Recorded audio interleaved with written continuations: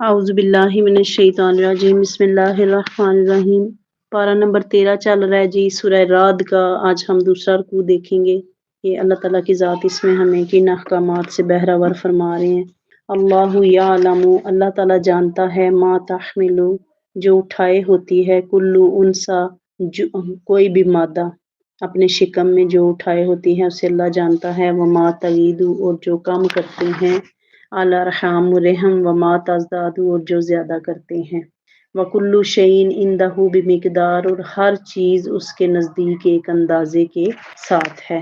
اب یہاں انسان کی جو کہہ لیں روزمرہ زندگی کے معاملات میں سے ہیں، ان میں سے ایک معاملہ انسان ہے یا جاندار کوئی بھی، کیونکہ جانوروں میں بھی جوڑے جوڑے ہیں، ان کی افزائش نسل انسان کے لیے کہہ لیں برکتوں کا سبب ہے، جیسے بکری، بھیڑ، بکریاں، اونٹ، گائے، بیل، یہ سب جانور جو ہیں ان کی بڑھوتری ہی اصل انسان کی کہہ لیں طاقت ہے۔ اللہ تعالیٰ نے ان کو معاش کا بھی ذریعہ بنایا ہے، اللہ تعالیٰ نے ان کو کھانے پینے کے لیے بھی، خوراک کا بھی انسان کا بندوبست فرمایا ہے، یعنی اس کی کوئی چیز بھی حکمت سے خالی نہیں ہے۔ اب انسان جو ہے اس کی بھی افزائش نسل کی ایک باقاعدہ پروسیس ہے کہ ماں کے رحم میں مادہ قرار پکڑتا ہے، پھر وہ 9 ماہ کا ایک پروسیجر ہے، کہیں زیادہ بھی لگ جاتا ہے ٹائم۔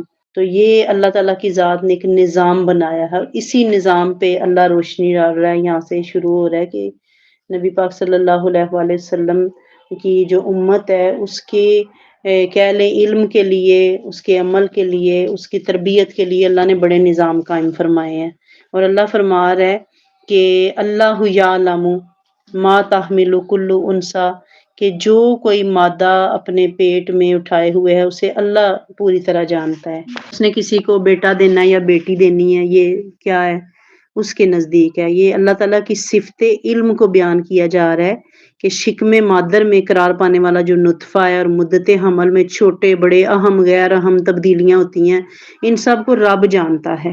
یعنی ہم دیکھتے ہیں کہ کہیں پہ ہم یہ معاملہ سنتے ہیں کہ فلاں کو اللہ نے 8 بار امید لگائی اور 8 ہی بار اس کا مس کیریج ہو گیا۔ اللہ تعالیٰ کی دیکھیں کتنی بڑی آزمائش ہے، حالانکہ اللہ اس میٹر کو جانتا ہے، پتہ نہیں اس کی حکمتیں کیا ہیں، کسی کے پیدا کرنے میں، کسی کو مارنے میں، کسی کو رستے میں وہ اس کا ختم کر دینے میں، اس کے کیا راز ہیں، اس کی کیا منشا ہے، اس کی کیا مرضی ہیں، وہ ہم پہ یہاں نہیں کرتا۔ اس لیے وہ فرماتا ہے کہ ہر چیز کا اس نے ایک اندازہ مقرر کر رکھا ہے، جو چیز بھی ہے اس کی مرضی کے مطابق معرض وجود میں آنی ہے۔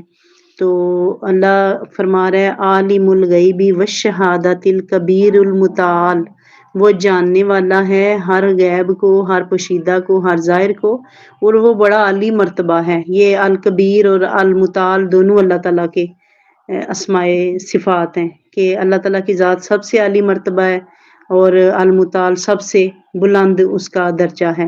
سواء منکم، سب یکساں ہیں تم میں سے، من اسر القول، جو آہستہ بات کرتا ہے، ومن جہر، جو بلند آواز سے بھی اس کے ساتھ بات کرتا ہے، ومن ہوا مستخف باللیل، اور وہ بھی جو چھپا رہتا ہے رات کے وقت، وسارب بالنہار، اور جو چلتا پھرتا رہتا ہے دن کے وقت۔ یہاں اللہ تعالیٰ نے اپنے علم کی بات کی ہے کہ کوئی بھی چیز اس کی چشمے ظاہر بھی اور چشمے باطن بھی، ظاہر اور باطن کو دیکھنے والی آنکھ سے کوئی چیز پوشیدہ نہیں ہے۔ اللہ تعالیٰ کیا فرما رہا ہے کہ جو چیزیں رات میں چلتی ہیں ان کو بھی وہ دیکھ رہا ہے، جو چیزیں دن میں چلتی ہیں ان کو بھی وہ دیکھ رہا ہے۔ جو کوئی اونچی آواز سے بات کرتا ہے رب اس کو بھی سن رہا ہے۔ جو کوئی سرگوشیوں میں، کچھ ایسے ہیں اللہ کی بارگاہ میں جن کے دلوں میں ہزاروں تمنائیں ہیں، لاکھوں سوال ہیں، تڑپ ہے، بے چینی ہے، تکلیف ہے، مصیبت ہے، لیکن وہ بولتے بھی کوئی نہیں ہے۔ وہ اس کی بارگاہ میں بیٹھ کے بس رو دیتے ہیں، اور وہ ان کے رونے کو، ان کے آنسوؤں کو ہی میرا رب زبان بنا کے سمجھ لیتا ہے کہ اس بندے کو اس وقت کون سی تکلیف بے چین کر رہی ہے۔ جب ہم صرف اس کے لیے روتے ہیں، ایسے تو نہیں، دیکھیں آنسوؤں میں بھی فرق ہوتا ہے، جذبات کا فرق ہوتا ہے۔ اللہ تعالیٰ نے یہ حدیث پاک میں ایک اشارہ ہے کہ نبی پاک صلی اللہ علیہ وسلم نے فرمایا کہ اللہ کو 2 قطرے بڑے پسند ہیں۔ ایک قطرہ وہ جو شہید کے جسم سے خون کا نکلتا ہے، اس کے زمین پہ گرنے سے پہلے پہلے اللہ اس کے گناہ معاف فرما دیتا ہے، اور اس کو وہ قطرہ پسند ہے جو اس کی راہ میں جہاد کرتے ہوئے بہے۔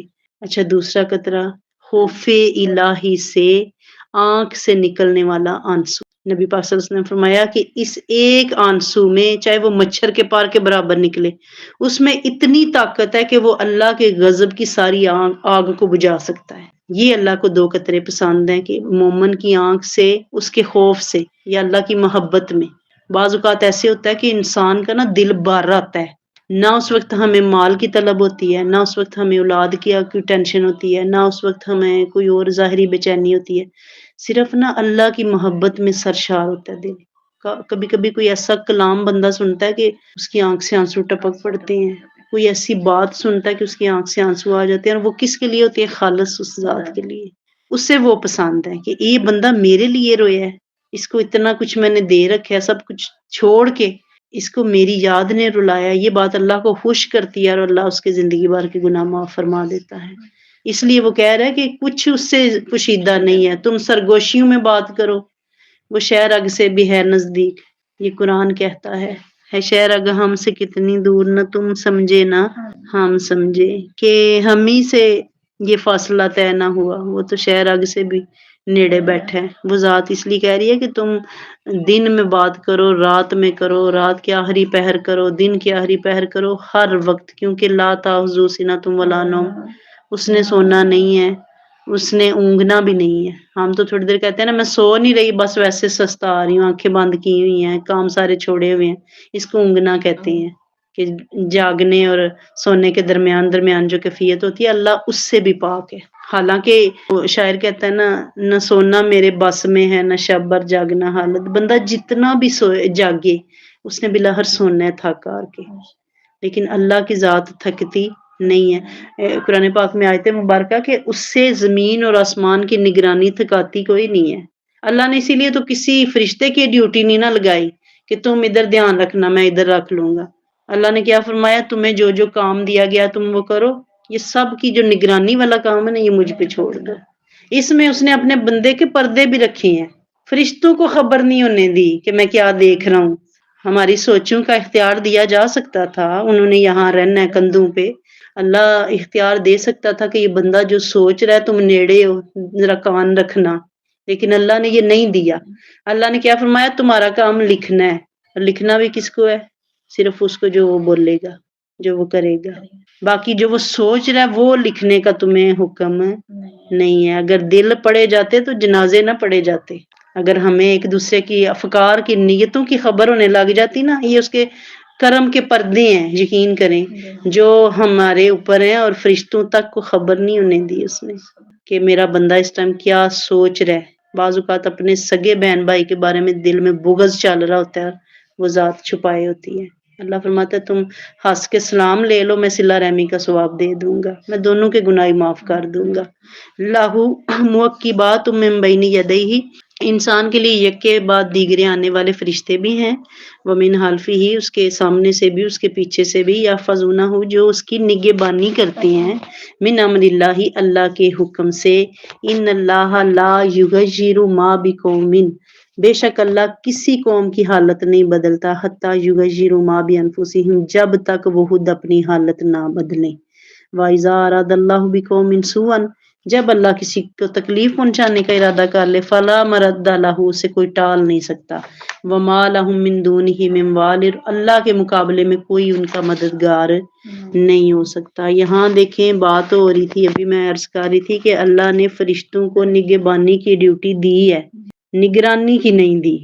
نگہبان بنایا ہے کہ میں حدیث پاک پڑھ رہی تھی کہ جب بندہ ایک بار آیت الکرسی پڑھتا ہے گھر سے نکلتے ہوئے، تو اللہ تعالیٰ کی ذات ایک فرشتے کو مقرر فرماتا ہے کہ اس کا دھیان کرنا۔ جب بندہ 2 بار پڑھتا ہے تو 2 فرشتوں کی ڈیوٹی لگائی جاتی ہے۔ جب بندہ 3 بار آیت الکرسی پڑھتا ہے گھر سے نکلتے ہوئے، تو اللہ فرشتوں سے کہتا ہے تم اپنا کام کرو، اب اس کی ڈیوٹی میں دوں گا، اس کا دھیان میں رکھوں گا، جب تک ہماری موت کا وقت نہیں آ جاتا۔ موت خود پیرا دیتی ہے زندگی کا، موت کہتی ہے کہ لے کے میں نے جانا ہے، زندگی کو اختیار نہیں ہے کہ تو بندے کا سانس بند کرے، موت کو اختیار ہے۔ اور وہ اختیار رب نے دینا ہے. اس لیے اللہ یہ حدیث پاک ہے کہ جو 3 بار آیت الکرسی پڑھتا ہے نا اللہ خود اس کی حفاظت فرماتا ہے. اس لیے اللہ کیا فرما رہا ہے کہ فرشتے ہیں نگہبانی کرتے ہیں اور کس کے حکم سے کرتے ہیں؟ اللہ کے. اور حکم اتنا ہی اللہ نے دے رکھا ہے کہ تم نے لکھنا ہے، فیصلہ نہیں کرنا اس کی نیت کیا تھی. یہ فرشتوں کے پاس اختیار نہیں ہے کہ بعض اوقات وہ ایک میں نے پہلے بھی عرض کی ہوئی ہے حدیث پاک کہ نبی پاک صلی اللہ علیہ وسلم کی بارگاہ میں ایک مقدمہ آتا ہے، وہ پیشی ہوتی ہے، فریقین کی بات سنی جاتی ہے. پہلے صحابی جی جھگڑا ہو گیا، کس بات پہ ہوا ہے؟ وہ عرض کرتے ہیں یا رسول اللہ صلی اللہ علیہ وسلم میں کنویں پہ گیا تھا، میں نے محسوس کیا یہاں سے مسافر بھی گزرتے ہیں تو ان کے جانور بھاگ جاتے ہیں. میں نے وہاں پہ نا ایک لکڑی کا وہ لے کے قلعہ لگا دیا تو لوگوں کو سہولت ہوگی. تو یہ گئے ہیں، انہوں نے جا کے اسے اکھاڑ دیا. تو نبی پاک صلی اللہ علیہ وسلم سے پوچھا آپ نے کیوں وہ اکھاڑا؟ انہوں نے کہا میں نے اس لیے نہیں اکھاڑا کہ انہوں نے لگایا ہے، میں وہاں پہ سحری کے وقت گیا ہوں، اندھیرا تھا، مجھے ٹھڈا لگ گیا تو میرے دل میں خیال آیا کہ نبی نے بھی یہاں سے گزرتے ہیں، یہ نہ کسی کو ٹھڈا لگے اور وہ کنویں میں چلا جائے، گر پڑے، اس کی جان ہلاک ہو جائے، اس لیے میں نے اس نیت سے وہ اکھاڑ دیا. تو آقا علیہ الصلوۃ والسلام نے فرمایا کہ تم دونوں کو اللہ نے اجر دیا ہے. یہ کیسے ہو سکتا ہے کہ درخت لگانے والے کو بھی اجر ملے اور اکھاڑنے والے کو؟ اس چیز کے پیچھے نیت ہے. میرے اور آپ کے دن بھر کے جتنے عمل ہیں ان کے پیچھے نیتیں ہیں. جیسی جیسی ہم نیت کریں گے ویسے ویسے ہمارے اعمال یا سدھرتے جائیں گے یا بگڑتے جائیں گے. تو دیکھیں دونوں کو اجر ملنا چاہیے تھا اصولاً. میرا اور آپ کا اصول کہتا ہے نہیں ملنا چاہیے، فساد ہی ہونا سی، ایک نے لایا دوسرے نے پٹ دیتا ہے. یہ میرا اور آپ کا عمل ہے کیونکہ ہم گن کے عمال کرنے کے عادی ہیں. وہاں گنے نہیں جانے، وہاں تولنے کا رواج ہے کہ کوئی ہے وزنی تو لاؤ. یہ جو نمازیں جن کی دونس ہم جماتے نہیں تھکتے، یہ جو روزے جن کی تڑیاں لگاتے نہیں باز آتے، یہ جو تسبیحات ہم کرتے نہیں تھکتے، ان کو تو گننا کوئی نہیں کسی نے. اللہ نے فرمانا میزان پہ رکھو جی، کوئی رہ گیا وزنی تو رہ جائے گا اوپر، نہیں تو اللہ تعالیٰ اپنی کرم کے پردے سے ہمیں معاف فرمائے. یہ بڑا سخت معاملہ ہے کہ کوئی اخلاص والی نماز نکلے، کسی ایسی راہ پہ ڈال مجھے جس راہ پہ وہ دلدار ملے، کوئی ایسا اسم سکھا مجھ کو جو پڑھوں تو میرا یار ملے. کہ کوئی ایسی نماز جس میں ہم نے رب کو پا لیا ہو، اس نے کہنا ہے یہ ایک ہی کافی ہے. کوئی ایسا روزہ جو خالص، جیسے اس نے فرمایا نا الصوم لی وانا اجزی بہ، کہ میرے لیے ہے اور میں اس کا اجر دوں گا. ہم نے تو بڑے روزے رکھ لیے ہیں، 40 سال کی عمر تک پہنچتے پہنچتے کہاں 10 سال سے شروع ہوئے، 30 سال تو ہو گئے رکھتے ہوئے. ہم اللہ سے حساب مانگنے کھڑے ہو گئے اور اس نے بھی حساب ہی کر لیا کہ چلو آ جاؤ ایک ایک ماہ کے بھی روزے کرو. ہاں 30 سالوں میں تو کتنے تمہارے روزے بنتے ہیں، اس میں سے کوئی ایک اٹھا کے وہ دے دو جو میری رضا کے لیے رکھا، جو خالص میرے لیے رکھا. کتنے پھیرے لگائے اللہ کے گھر کے، کوئی ایک حج، کوئی عمرہ، کوئی عبادت، کوئی ایک طواف. طواف ایسی عبادت ہے جس میں آپ نے کہیں جانا نہیں، نیتیں کرنی، وہیں کھڑے کھڑے شروع کر دینا ہے.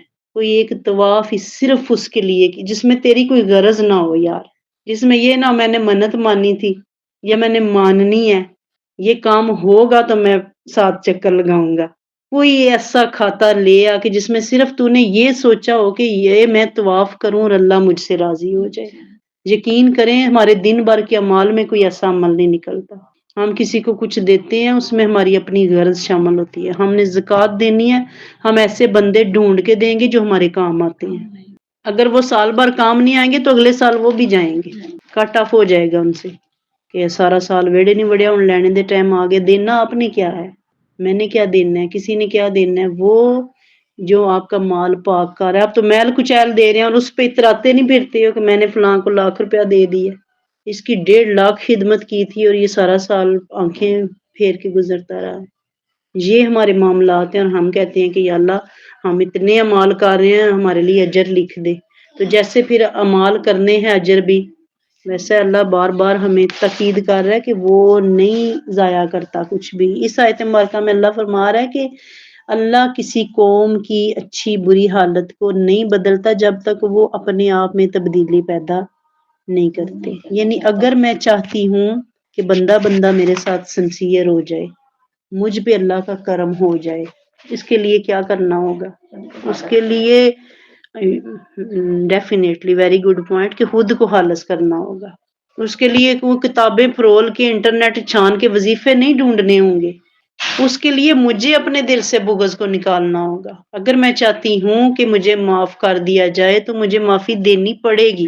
میں یہاں لوگوں کا جینا جیرن کر دوں اور کہوں نہیں میرے ساتھ انصاف نہیں ہوا، ایسے نہیں ہوتا۔ اللہ نے یہ جو قومیں تباہ و برباد کی ہیں نا، ان کے اپنے اعمال ایسے تھے۔ اللہ نے کسی پہ ظلم اور زیادتی نہیں کی، اور جن کو رنگ لگائے ہیں اس کرم والے نے، ان کو بھی وہ حالتیں دیکھ کے کیفیتیں، کوئی مجلس میں بیٹھا ایک بندہ اللہ کے خوف سے رو رہا ہو تو یقین کریں سب کی پوری پڑ جاتی ہے۔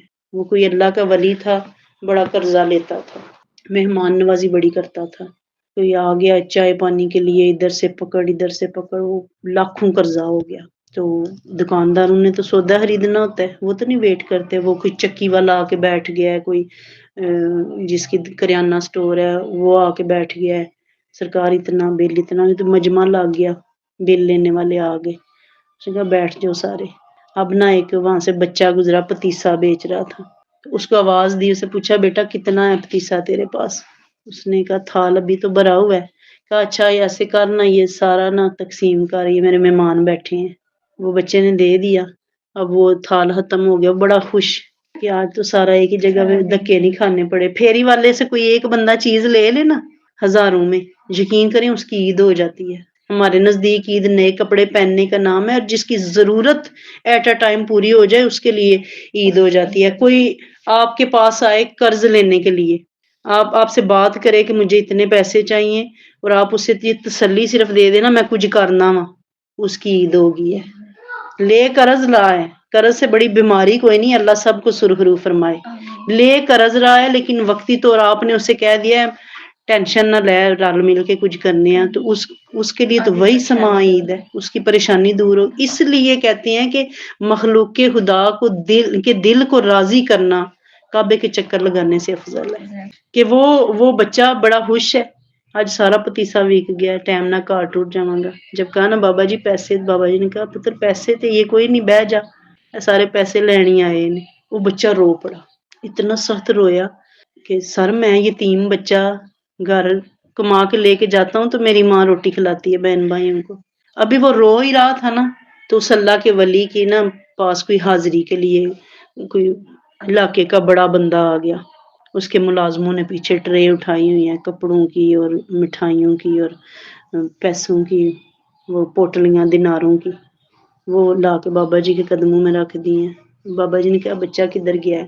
سبحان اللہ، وہ بچہ کدھر گیا ہے؟ بیٹا اٹھو نا ذرا، پہلے اپنا یہ بل وصول کرو، اور پھر یہ سارے سب کے جتنے جتنے بنتے ہیں نا دو۔ وہ کسی ایک میری طرح کے بے صبرے نے پوچھا بابا جی اننے پھیرے سی مارے نے تے آج کی ہویا ہے؟ آپ نے فرمایا کہ تمہارے اندر نا وہ تڑپ نہیں تھی، وہ طلب نہیں تھی، ضرورت نہیں تھی نا۔ پیسے لیے ہیں کسی رشتہ دار نے اور آپ اس کے گھر 4 چکر لگائے ہیں کہ میں بینک چلی تے جمع کرانے ہیں، کدھر پھاڑ دو منو۔ آپ نے اسے مجبور کیا یا نہیں کیا؟ ضرورت نہیں تھی۔ آپ نے فرمایا تم لوگوں کو ضرورت نہیں تھی، تم تو قرض کے مطالبہ کرنے آئے تھے، اس کی وجہ سے تمہاری سنی گئی ہے۔ کوئی محفل میں ایک ٹوٹا دل ہوتا ہے، تو جو چاہے راضی ہوں مصطفیٰ، تو جو چاہے تجھ کو ملے خدا، کسی ٹوٹے دل کی تلاش کر کہ وہ دل خدا کو قبول ہے۔ اس یتیم کی آنکھوں میں نمی اس کے بہن بھائیوں کی بھوک لائی تھی کہ مارو آج یہ پتیسے کے پیسے بابا ضبط کر گیا، نہ دیے تو گھر کیسے جاؤں گا، ماں کیا پکائے گی، بچوں کو کیا کھلائے گی۔ اس کو تو رلایا اس بات نے ہے، درد نے رلایا۔ تمہارا تو رونا تھا کہ سودے لین جانا ہے تو پیسے کاٹنے، تمہاری وہ ضرورت نہیں تھی۔ اس لیے اللہ کی بارگاہ میں ہم خود یہ میئرمنٹ کر سکتے ہیں کہ جب میں نے اللہ سے کچھ لینا ہوتا ہے تو میں اس کی بارگاہ میں بڑی دیر بیٹھا رہتا ہوں۔ جب مجھے کوئی غرض نہیں ہوتی تو میں سلام پھیرتے ہی بھاگ جاتا ہوں، اس سے بات بھی نہیں کرتا بیٹھ کے، فرض ادا کیا اور چلا گیا۔ اللہ خود فرماتا ہے جب بندے کو غرض ہوتی ہے لیٹا بیٹھا اٹھتا جاگتا سوتا چلتا پھرتا ہمیں پکارتا ہے۔ وَإِذَا نَكْشِفُ مِنْهُ الضُّرَّ، اللہ فرماتا ہے جب ہم اس کی تکلیف دور کرتے ہیں ایسے گزرتا ہے ہمیں جانتا ہی کوئی نہیں۔ یہ اللہ ہے جو میرے اور آپ کے ظاہر اور باطن کو جانتا ہے، وہ بتا رہا ہے کہ یہ ایسے بھاگ جاتا ہے۔ دیکھیں یہ بڑا صاحب ظرف ہونے کا معاملہ ہے کہ کوئی آپ پہ احسان کرے اور آپ اس کو یاد کریں، یاد رکھیں ساری زندگی آپ یاد رکھیں کہ فلاں اس بندے سے برا ہو بھی جائے پھر بھی آپ کی نظر میں اس کا وہ احسان بڑھا رہے. ہماری نظر میں نا برائی بڑی ہو جاتی ہے، ہم احسان بھول جاتے ہیں، ہم اچھائیوں پہ پردہ حمود ڈال دیتے ہیں. ہم کہتے ہیں پھر ہافتری ہوگی سی اسے کو چنگیائی میرے نال ایڈا نیک تے ہے کوئی نہیں. ہم اسی میں پھر کیڑے نکالتے ہیں، حالانکہ وہ سخت وقت اس کی اچھائی کے بغیر نہ ہمارا گزرتا. تو یہ بڑے ظرف کی بات ہے کہ انسان کسی کا اچھا عمل یاد رکھے. آگے آیت مبارکہ هو الذی یریکم البرق خوفا وطمعا وینشئ السحاب الثقال، وہی ہے جو تمہیں دکھاتا ہے بجلی کبھی ڈرانے کے لیے کبھی امید دلانے کے لیے، اور دوشے ہوا پہ بھاری بادل اٹھاتا ہے. دیکھیں اللہ کی ذات نے نا یہاں بجلی کی بات بھی دو چیزوں میں خوفاً و طمعاً. بعض اوقات ایسے ہوتا ہے کہ سخت گرمی ہو نا کہیں سے بجلی چمکے نا ہم خوش ہو جاتے ہیں کیونکہ ہمیں ضرورت ہے بادل کی، اور جب ہمیں ضرورت نہیں ہوتی تب وہ بادل ہمیں ڈراتا ہے. جب ضرورت ہوتی ہے تب ہمیں کڑک بھی پیاری لگتی ہے. ہم کہتے ہیں جو گجے گاتے وسے گا نا. تو یہ انسان کے معاملات ایسے ہیں. اللہ تعالیٰ نے کی ذات فرما رہی ہے کہ اگر تمہیں خوف آ رہا ہے تو اس سے معافی مانگو گے معاف کر دے گا. اگر تمہیں شوق ہے کہ بارش برسائے گا تم پہ رحمت کرے گا. اس کا کوئی کام حکمت سے حالی نہیں ہے. یہاں یہ جو سورہ مبارکہ ہے سورہ رعد، اس کے تعارف میں نے بتایا تھا کہ اس میں اللہ نے جا بجا اپنی حکمتیں بتائی ہیں، اپنے کام بتائے ہیں. وَيُسَبِّحُ الرَّعْدُ بِحَمْدِهِ، اور رات جو ہے یعنی کڑک اس کی پاکی بیان کرتی ہے حمد کے ساتھ. والملائکۃ، فرشتے بھی من خیفاتہ، اس کے خوف سے اس کی تسبیح کرتے ہیں. وَيُرْسِلُ الصَّوَاعِقَ، اور وہ بھیجتا ہے کڑکتی بجلیاں. فَيُصِيبُ بِهَا مَن يَشَاءُ، پھر گراتا ہے انہیں جس پہ چاہتا ہے. وَهُمْ يُجَادِلُونَ فِي اللَّهِ، اس حال میں کہ لوگ اللہ کے بارے میں جھگڑ رہے ہوتے ہیں.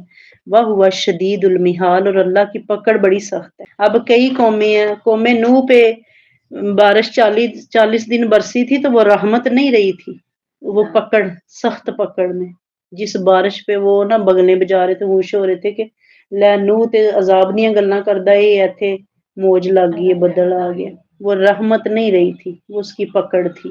یعنی اگر آپ کے پاس علم زیادہ آ گیا، حسن زیادہ آ گیا، مال آج کل جس چیز کا زیادہ فوبیا ہے، مال کسی کے پاس آ جاتا ہے تو وہ سمجھتا ہے سدا دا کام ہے. سدا نہ باغی بلبل بولے، سدا نہیں باغ بہاراں، کوئی چیز باقی رہنے والی نہیں ہے. کل من علیہا فان ویبقی وجہ ربک ذی الجلال والاکرام، کہ ہر چیز نے مٹنا ہے، فنا ہونا ہے، ختم ہونا ہے، صرف رب کی ذات نے باقی رہنا ہے. اور یہ ہم فانی چیزوں پہ اتراتے ہیں. ہمارا حسن جو ڈلتی چھاؤں ہے اس پہ ہم کہتے ہیں کہ میری چمڑی چٹی ہے، میرا قد اونچا ہے. ہر چھوٹے قد کا مذاق، ہر کالے بندے کا مذاق، ہر گنجے بندے کا مذاق، حالانکہ یہ وہ چیزیں ہیں جو انسان کی پیداوار نہیں ہے. آپ کو اللہ نے آپ کی بویں جیسی بنا دی ہیں، نہ آپ 10,000 دے کے پارلر سے بنوائے ہیں، دوبارہ اس کی فیت پہ آ جاتی ہیں. کیوں آتی ہیں؟ کیونکہ رب نے آپ کو ایسا بنایا ہے. آپ تبدیلی کریں گے. آج کل ایسے وہ طریقہ کار نکل آئے ہیں کہ آپ 2 انجیکشن لگوائیں آپ کا رنگ وائٹ ہو جائے گا، لیکن اس میں کیا ہوگا؟ اس میں اللہ تعالیٰ کی ذات، اس علاج کے طریقہ کار میں کیا ہوگا؟ آپ نے انجیکشن لگوایا، آپ کو وارن کیا جائے گا کہ 3 ماہ کے لیے ہے. آپ نے گورا چٹا ہونا ہے شادیوں کے لیے، 3 ماہ کے لیے انجیکشن لگوا لیا، آپ چمکے مار رہے ہیں. 3 ماہ کے بعد آپ نے واپس آ جانا ہے اپنی اس حالت پہ جس پہ رب نے آپ کو بنایا ہے.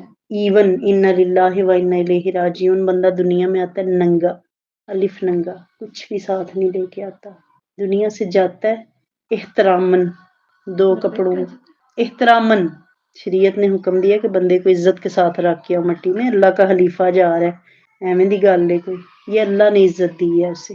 ورنہ ایسے ایسے مذہب بھی ہیں جہاں جلائے جاتے ہیں مردے، جہاں گدھوں کے آگے ڈال دیا جاتا ہے، جہاں دریاؤں میں بہا دیا جاتا ہے، جہاں باہر رکھ دیا جاتا ہے، جو مرضی ہے اٹھا کے لے جائے.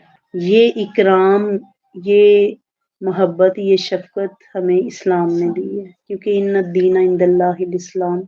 اس نے عزت دی ہے ہمیں، دنیا میں آنے پہ بھی عزت دی ہے اور جانے پہ بھی عزت دی ہے. کہ جاننا بھی آپ نے ننگے ہی بدن جاننا ہے، سلا ہوا کپڑا پہننے کی آپ کو پرمیشن نہیں ہے، کیونکہ آپ جس حالت میں آئے تھے اللہ آپ کو اس میں پسند کر رہا ہے. یہ دیکھیں ہماری جو اختیاری زندگی ہے، اس میں کیا ہے کہ ہم اللہ کی رضا کے اکارڈنگ اگر چلیں تو ایسے ہو سکتا ہے کہ بندہ جیسے آیا ویسے ہی چلا جائے۔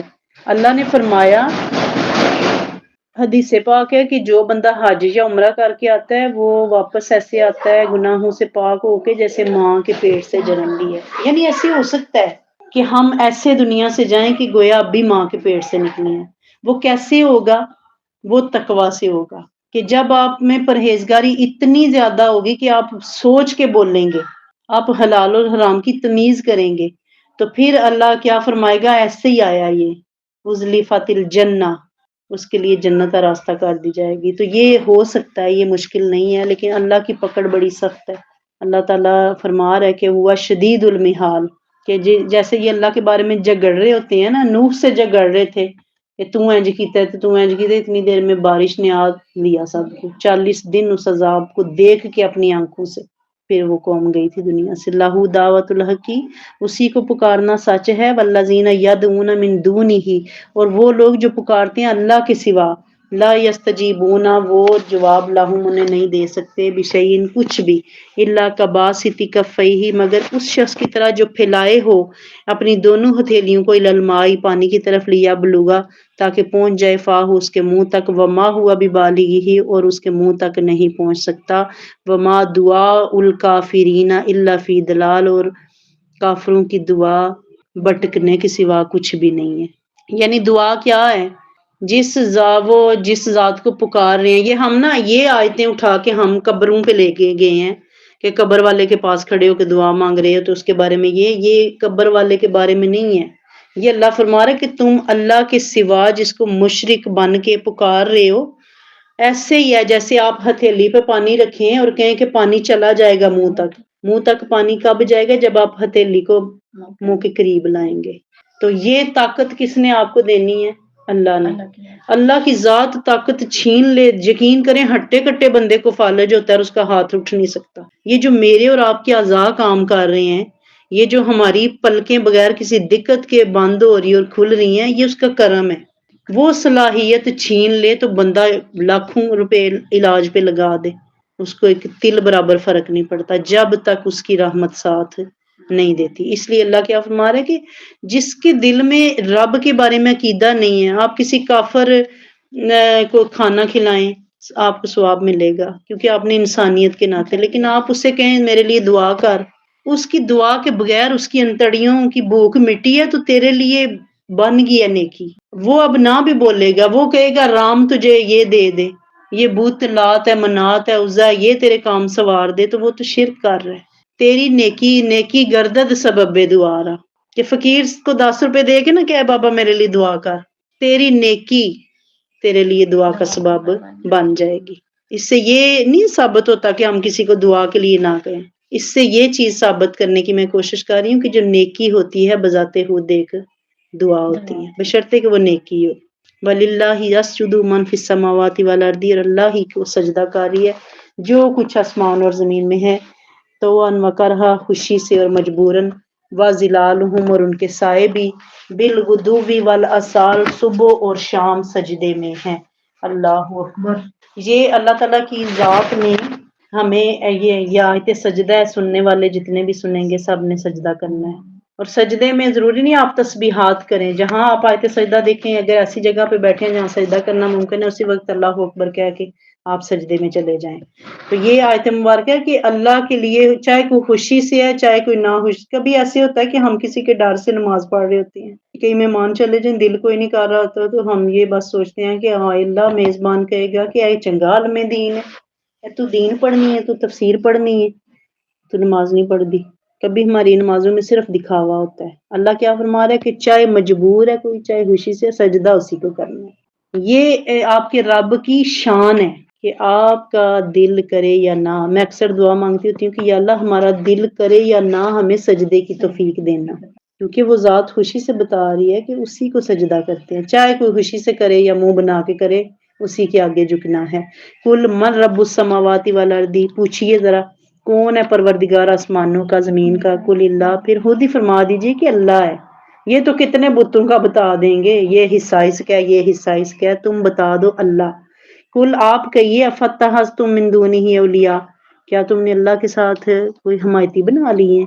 لا یملکون لانفسہم نفعا ولا ضرا، جو اپنے لیے کسی نفع اور نقصان کا ذمہ دار نہیں ہے۔